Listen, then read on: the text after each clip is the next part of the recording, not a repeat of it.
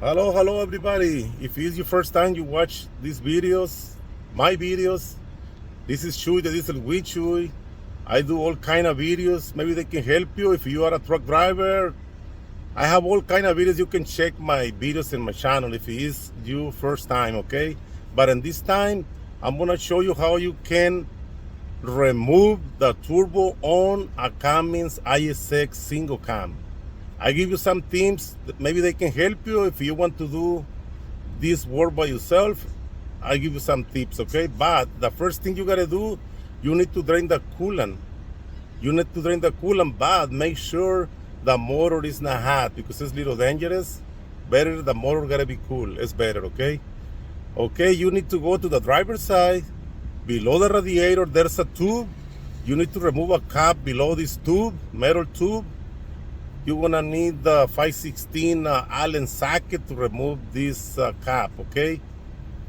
You can drain only one bucket, okay, and put the cap back. But for me, I have many experience that sometimes if you drain only one bucket, sometimes this cap start leaking coolant. For me, it's better to drain the whole coolant. If you want to replace it, it's a good time. It's a good time to replace the coolant. If you got many miles without change the coolant, it's a good time to do it. Drain the whole coolant and make sure when you finish the work, in this cap you're gonna take it off, put Teflon, okay, because sometimes leak. Very important, okay? All right, that's the thing I want to tell you. Let's go to the video. I hope this video helped you in something. It's a video so. I hope this helped you. If you like it, please give me a like, share, and don't forget to subscribe, and I will appreciate it. God bless you. Thank you, guys. Okay, to remove the turbo, you're gonna disconnect this connection right here. You're gonna disconnect this hose with the socket 3/4. You're gonna disconnect this hose. Disconnect it here, or you could disconnect it from here. Okay.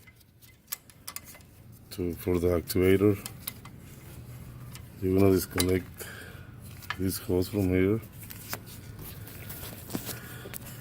You're gonna disconnect this hose for the fuel.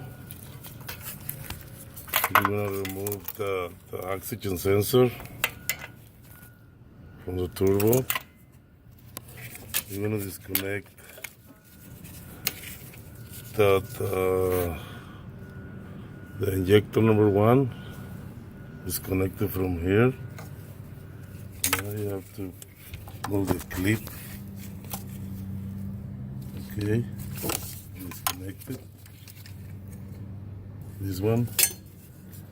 You're gonna disconnect this bolt with the 1516 from here with the 916. You're gonna disconnect this bolt right here. Okay, right here there are 2 bolts with the wrench number 10. You're gonna remove 2 bolts right here, 1 and 2, and remove this tube. Okay, and you're gonna disconnect the actuator. Use this cable. You're gonna fall over there to the back and disconnect it right there. It's gonna be over here. You're gonna see.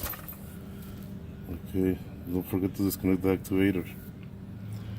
And then there are 4 bolts with the socket 15, 2 on the front, 2 on the back. I use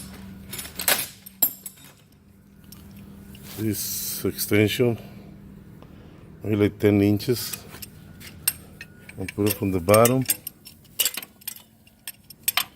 and remove the bolt.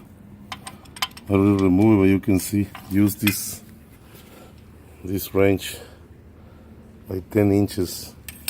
Remove this tube first. It's gonna be easier to do it. There are 2 nuts, one here and one on the back.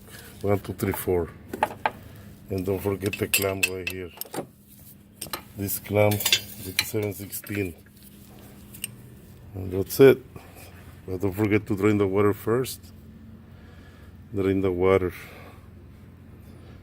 And you want to do the same thing to put it back. And don't forget to